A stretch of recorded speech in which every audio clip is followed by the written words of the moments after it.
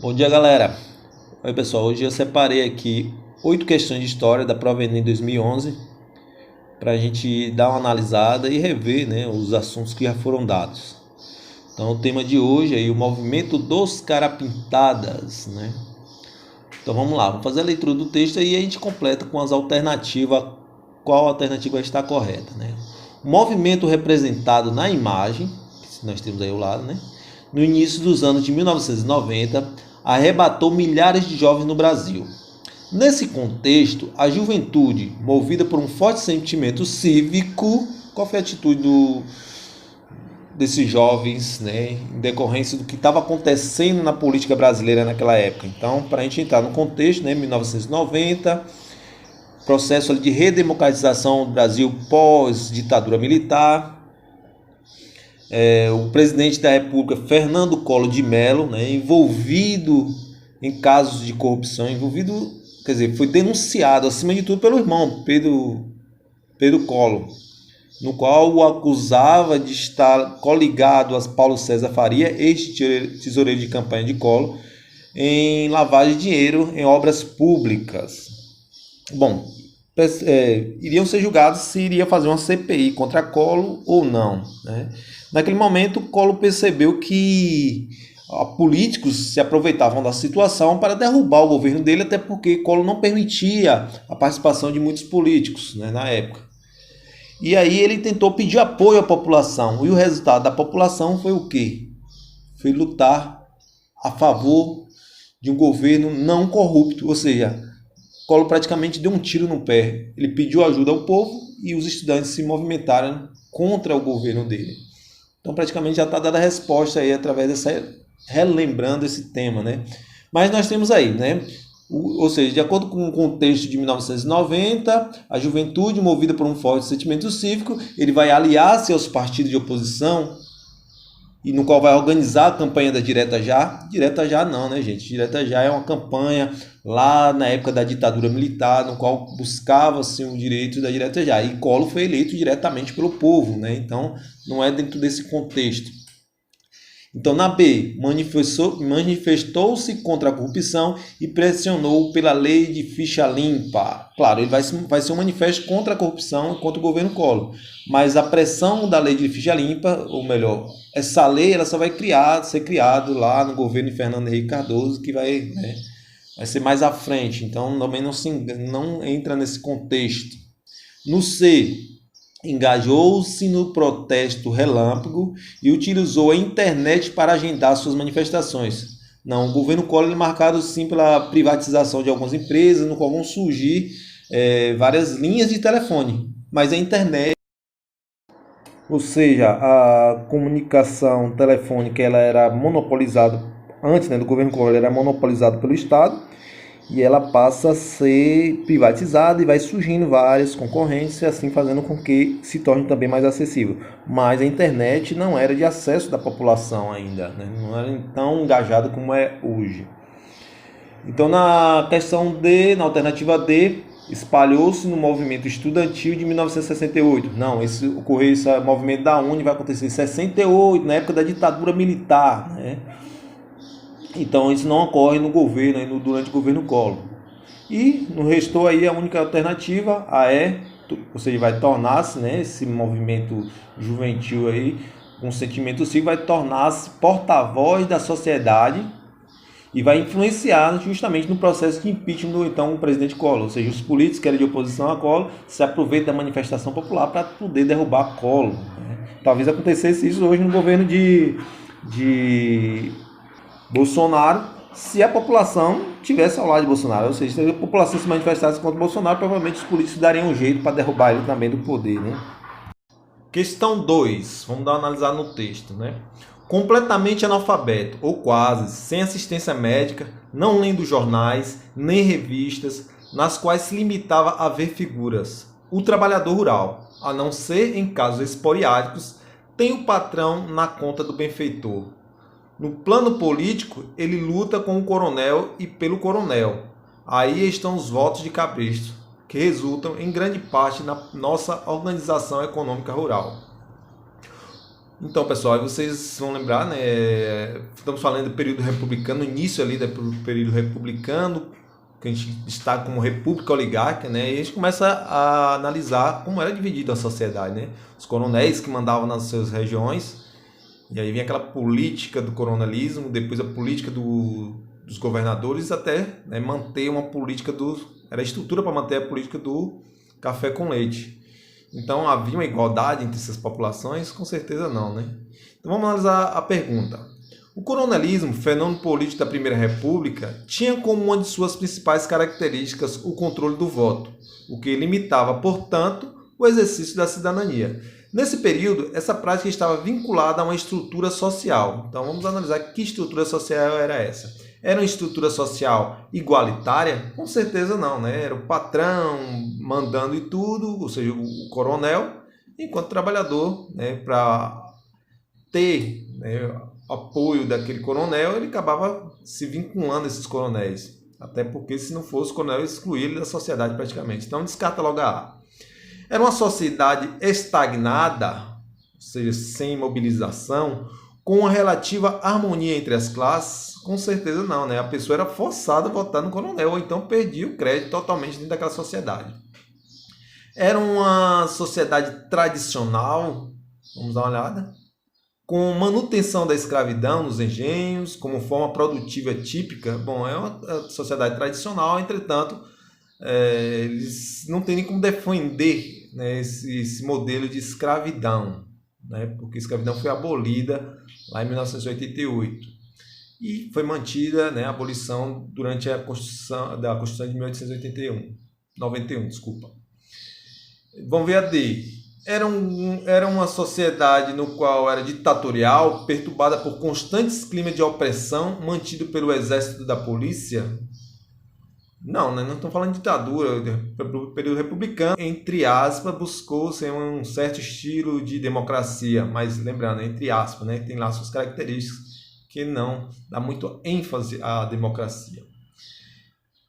E sobrou a E, né? Uma sociedade agrária, bem agrária, né? Marcada pela concentração da terra e do poder político local e regional. Então, estamos aí a E, ou seja, os coronéis é que mandavam, era uma sociedade realmente muito agrária, tudo é muito rural, muito regional, é aquela política do café com leite, ou melhor, política do coronel, né? O coronel que manda em sua região. Então, havia um poder político local, que era justamente esse coronel, e também regional. Então, se manteve essa estrutura de coronelismo, mandando na toda a região, né, no qual se manteve também a política dos governadores, no qual buscavam um benefício para essa região, mais acima de tudo para o coronel, e também se manter a estrutura política do café com leite, né? Restou-se aí, então, a última AE. Terceira questão. Analisemos aí a terceira questão através do artigo 92. São excluídos de votar nas assembleias paroquiais. Inciso 1. Os menores de 25 anos, nos quais não se compreendem os casados e oficiais militares, que têm maiores de 21 anos, os bacharéis formados e os clérigos de ordens sacras. Inciso 4. Os religiosos e quaisquer que vivam em comunidade clausural, ou seja, nos mosteiros ou conventos. No quinto, os que não tiveram de renda líquida anual 100 mil réis por bem de raiz, indústria, comércio ou empregos. Bom, é uma Constituição, né, no qual ela parece ser bem exclusiva, já que a pessoa tem que ter mais de 25 anos, alguns militares não vão poder participar, alguns representantes da igreja também não, e acima de tudo, aqueles que têm abaixo de 100 mil réis, né, ele também não pode participar aí. Ou seja, estão excluídos de votar, né? Na questão, a legislação espelha os conflitos políticos e sociais do contexto histórico de sua formulação. A Constituição de 1824 regulamentou o direito de voto dos cidadãos brasileiros com o objetivo de garantir, ou seja, é uma Constituição exclusiva, né? Como já lá em cima o artigo 92 diz, coloca excluídos de votar nas assembleias paroquiais. Então, o objetivo era garantir o quê? O fim da inspiração liberal sobre a estrutura política brasileira. Apesar das ideias liberais estarem pujando em todo mundo naquela época, né, eu desconsidero essa questão porque a política brasileira tinha algumas ideias liberais, mas sua maioria era todas conservadoras, né? Por isso que o Brasil, com a proclamação da independência, continuou sendo uma monarquia e ainda, né, com o governante sendo um português. Então, desconsidera essa A aí. A B. A ampliação do direito de voto para a maioria dos brasileiros nascidos livres. Também não, né? Ela é bem excludente, ela não está ampliando direitos, ela está cortando direitos da população. Então, B também está errado. Na C, a concentração de poderes na região produtora de café e sudeste brasileiro. Bom, ele não destaca ali, claro que vai ter um grupo minúsculo, mas ela não vai estar só concentrada na produção de café, e sim naquele que tem renda, ou seja, são os latifundiários e, acima de tudo, os mineiros, né, quando descobre ouro no Brasil. Então ele está bem abrangente para várias regiões, entretanto vai ficar bem limitado a uma pequena parte dessa população, mas em diversas partes do estado. Então a C também está incorreta. Na D, o objetivo dessa Constituição era garantir o controle do poder político nas mãos dos grandes proprietários e comerciantes. E aí sim, essa alternativa seria o mais correto, né? Porque realmente limita, né, o direito de voto a quem tem uma determinada renda.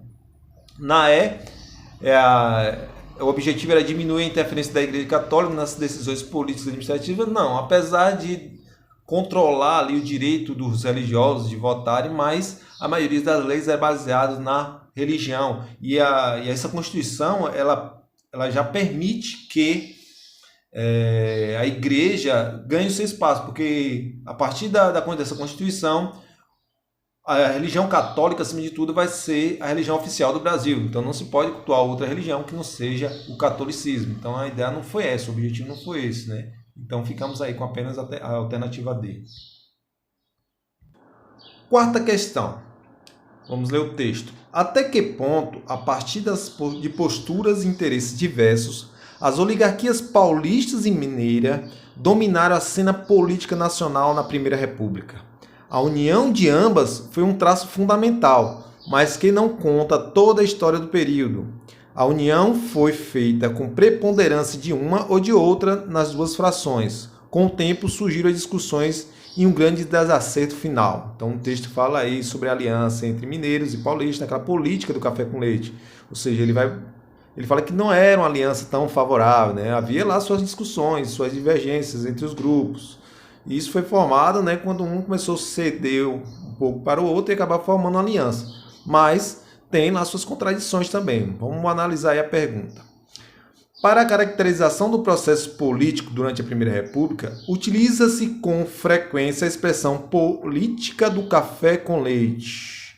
No entanto, os textos apresentam a seguinte ressalva à sua utilização, ou seja, fala-se de uma aliança da política café com leite, né? Mas o que é que os textos têm apresentado ultimamente? Inclusive, né, a gente vai observar que essas divergências vão ocorrer em 1929, ali, que vai quebrar aquela política café com leite e Minas Gerais vai acabar lançando uma oposição ao governo paulista.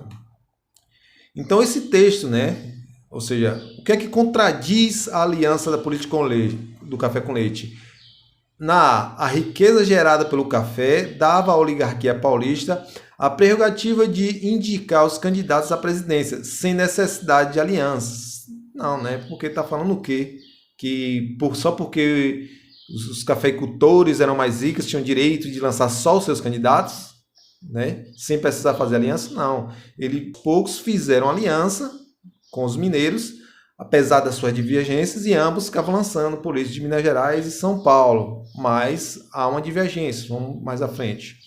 Na B, as divisões políticas internas de cada estado da federação invalidavam o uso do conceito de aliança entre estados para esse período.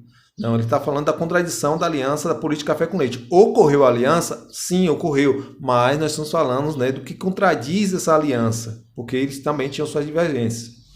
Na C, as disputas políticas do período contradiziam a suposta estabilidade de alianças entre mineiros e paulistas. Veja aí, começa a estar mais próximo, né? As disputas políticas do período, ou seja, Minas Gerais e São Paulo estavam disputando. Mas eles acabaram fazendo uma aliança. Então é uma coisa contraditória, né? Na verdade, toda a política brasileira é assim, contraditória. Então vamos deixar essa C guardada, que aparentemente ela é a mais correta. Vamos ver a D. Por que a D não está correta, só a C? A centralização do poder do Executivo Federal impedia a formação de uma aliança duradoura entre as oligarquias. Não porque a aliança entre paulistas e mineiros vão durar décadas, né? Até 1929, quando vai ter aquele golpe, aliás, 1930 vai dar o golpe militar e Vargas vai assumir o poder, né? Então, teve uma aliança duradoura, apesar das suas contradições. Então, essa também está descartada. As diversificações de produção e a preocupação com o mercado interno unificavam os interesses das oligarquias. O que menos existia era justamente o interesse no mercado interno, né? E também não tinha lá essa diversificação, até porque o país não era um país industrializado. O Brasil era ainda muito dependente do produto produzido no exterior. Então, essa aí também está bem descartada. Então, só não restou aí a alternativa C, né, que é o que está mais relativo ao texto. Entenderam? Quinta questão. A análise da tabela permite identificar um intervalo de tempo no qual uma alteração na proporção de eleitores inscritos resultou de uma luta histórica de setores da sociedade brasileira. O intervalo de tempo e a conquista estão associados respectivamente na alternativa A, diz o seguinte: entre 1940 e 1950 houve o direito do voto para ex-escravos. Sim, olha, 1940 e 1950 há uma mudança considerável de acordo com a tabela, mas não foi em decorrência do direito de voto para os ex-escravos. Tudo bem que alguns ex-escravos sabiam ler e escrever e aí conquistaram esse direito, mas a maioria dos ex-escravos eram analfabetos. E a Constituição que vão ter, né, são duas Constituições, em 1937, que é a Constituição Polaca, do nazifascista do Estado Novo, e depois em 1946 vai ter uma nova Constituição Democrática, mas nenhuma delas inclui o direito do analfabeto votar. E a maioria dos ex-escravos eram analfabetos. Então essa aí, com certeza, não colaborou com o aumento de número de eleitores. Entre 1950 e 1960, fim do voto secreto. Gente, nunca acabou o voto secreto. Quer dizer, foi uma conquista do povo brasileiro na Constituição de 1932, né, quando era Vargas. A gente pôde votar de forma secreta, que antes era voto aberto, e isso acontece até hoje. Nós somos obrigados a votar e nosso voto é secreto, é um direito nosso. Então essa também está descartada, até que também em 1950 a 1960 não tem mudança nenhuma ali no número de eleitores, né? Entre 1960 e 1970 ele coloca direito do voto para as mulheres. Apesar de haver uma mudança, um aumento bem considerável entre 60 e 70, a mulher ela conquista o direito de votar em 1932, ou seja, lá na era Vargas ainda. Então, não vai ter interferência aí nesse período, né, no número de eleitores. Entre 1970 e 1980, fim do voto obrigatório. Aí que 1970 e 1980 tem também um aumento considerável. Entretanto, até hoje nós somos obrigados a votar, né? Então, para nós exercermos a cidadania, a gente não tem essa liberdade de escolher se vai votar ou não. Nós somos obrigados a votar até hoje. Então, 70 e 80 também descarta. Só não restou aí, entre 1980 e 1996, o povo brasileiro, principalmente o analfabeto, né, vai conquistar um direito de votar. Ou seja, era uma luta que existia no Brasil há muitos anos, e no qual, na Constituição de 1988, né, o brasileiro que é essa Constituição que nós temos hoje, né, é uma conquista nossa, é uma das mais democráticas da história do Brasil, no qual o brasileiro vai conquistar esse direito de votar. Então, há um aumento ali entre 1980 e 1996, e se mantém na atualidade, ou seja, 2000 em diante, 2021 em diante. Então, o mais correto é a alternativa E. Sexta questão. A introdução de novas tecnologias desencadeou uma série de efeitos sociais que afetaram os trabalhadores e sua organização. O uso de novas tecnologias trouxe a diminuição do trabalho necessário, que se traduz na economia líquida do tempo de trabalho, uma vez que, com a presença da automação microeletrônica, começou a ocorrer a diminuição dos coletivos operários e uma mudança na organização do processo de trabalho. A utilização de novas tecnologias tem causado inúmeras alterações no mundo do trabalho. Essas mudanças são observadas em um modelo de produção caracterizado pelo quê? Bem, esse texto aí fala sobre a introdução de tecnologias, né, novas tecnologias, e a necessidade de mão de obra especializada, né? Então, vai ocorrer um aumento do desemprego, entretanto, porque a população, na verdade, não está preparada para isso. É o que vai acontecer, principalmente no governo de FHC, né, Fernando Henrique Cardoso, quando ele assume o poder, que ele passa a privatizar, ampliar, né, o número de empresas privatizadas, ou seja, vai privatizar as estatais brasileiras, vão entrar diversas tecnologias, a população brasileira não está preparada para aquelas novas tecnologias, e isso vai gerar um grande desemprego também, né? Mas aí o que vai acontecer, né? Ou seja, essas mudanças da entrada de novas tecnologias vão ser observadas em um modelo de produção caracterizado pelo quê? Qual é o novo modelo de produção, então?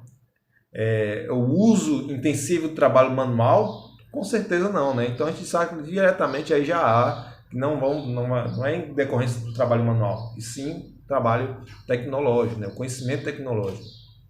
Na B, pelo ingresso tardio das mulheres no mercado de trabalho, também não, né? Claro que a mulher, eu acho que é muito mais sábia do que o homem, mas a mulher tem que estar preparada para essas novas tecnologias. Então a B descarta também, né? Na C, pela participação ativa das empresas e dos próprios trabalhadores no processo de qualificação laboral. Ou seja, essa aí está bem próxima, né? As empresas realmente vão precisar de mão de obra especializada e para isso vão oferecer cursos, né? E no qual muita gente precisando de emprego vão ter que estar qualificados para entrar no mercado de trabalho. Na D, pelo aumento da oferta de vagas para trabalhadores especializados em funções repetitivas.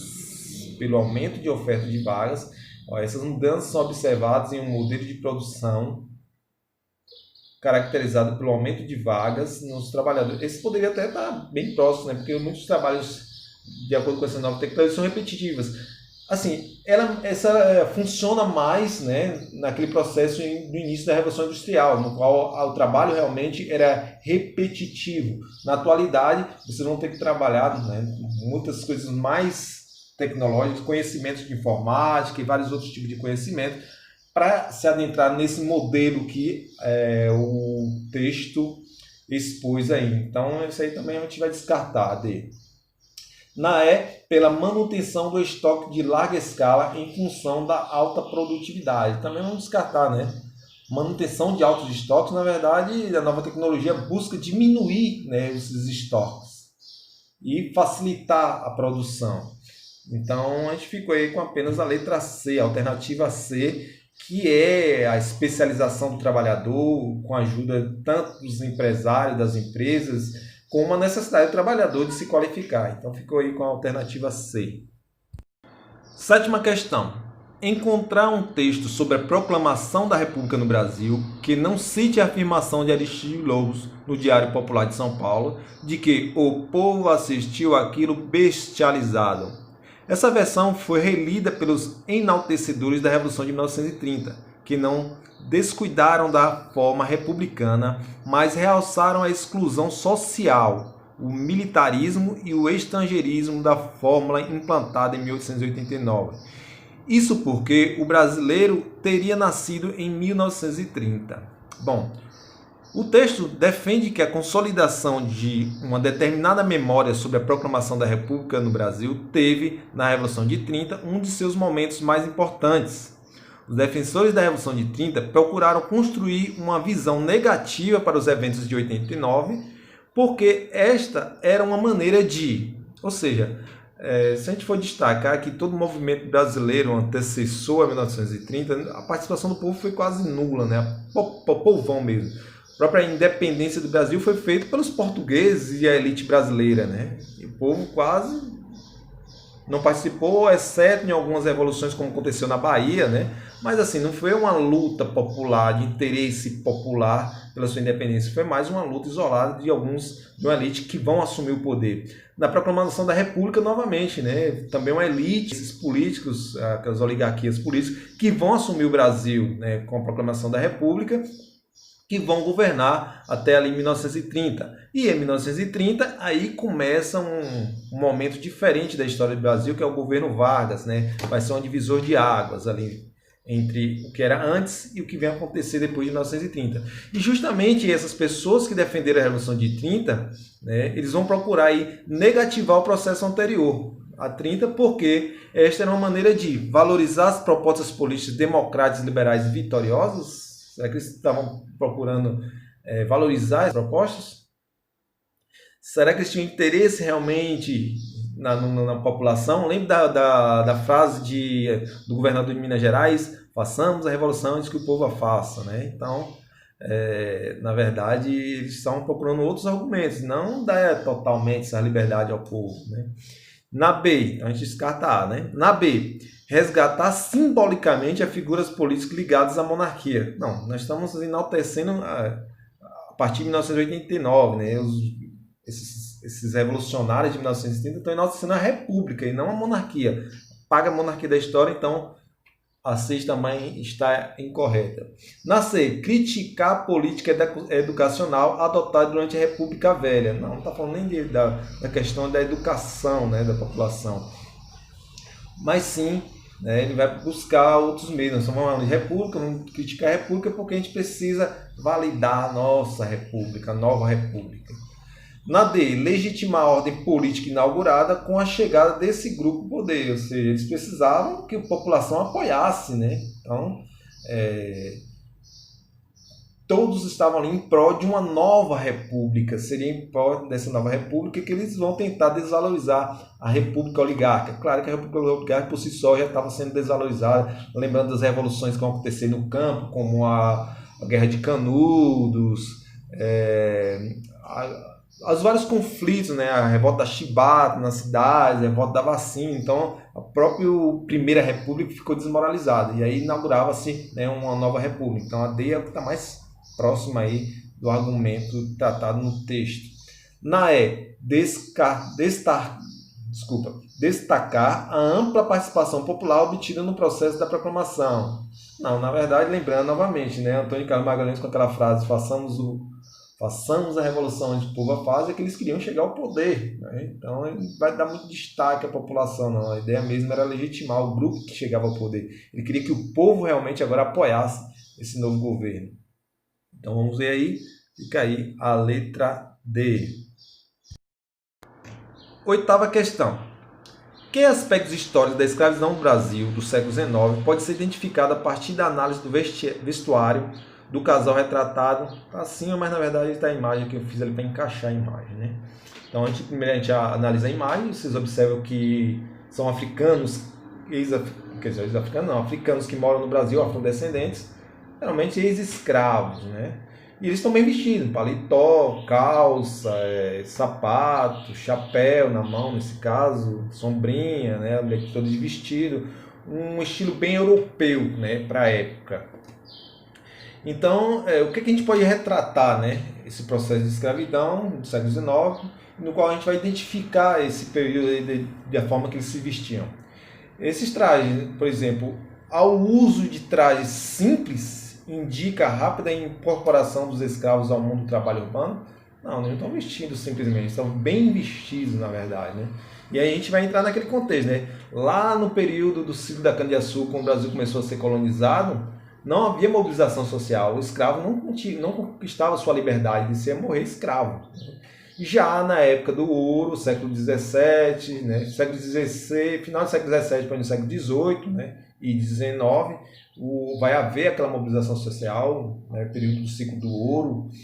O escravo vai conquistar sua liberdade, vai poder melhorar de vida. Claro que não são todos, né, é uma pequena minoria, mas há uma mobilização social. A gente já destacou, vamos analisar a B. A presença de acessórios como chapéu e sobrinha aponta para a manutenção de elementos culturais de origem africana. Completamente não, né? Os africanos se cobriam algumas partes do corpo, como se fossem índios mesmo, aqui no Brasil. Andavam descalços, andavam seminus, e muitos até nus, né? Se pintavam, então essas indumentárias aí não se enquadram nos padrões africanos, com certeza. Então a B também está descartada. Na C, o uso de sapatos é um importante elemento de diferenciação social entre negros libertos ou em melhores condições na ordem escravocrata. Claro, né, quem era escravo, eles não iam se vestir jamais dessa forma, né? E aqueles que eram libertos e tinham melhores condições iam se vestir muito bem. Então a C está bem enquadrada na questão. Mas vamos analisar aí a D.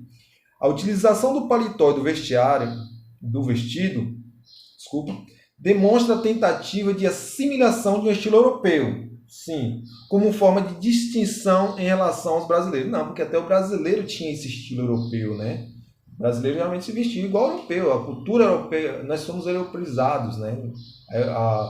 Todo o estilo europeu, até hoje nós falamos a língua portuguesa, que vem do estilo europeu. A forma que a gente se veste, até na atualidade, não é um estilo tradicional brasileiro, típico brasileiro, porque o brasileiro naquela época eram os índios, a gente não, né? Então a gente não vai haver essa distinção de europeus com brasileiros. Então a D também está descartada.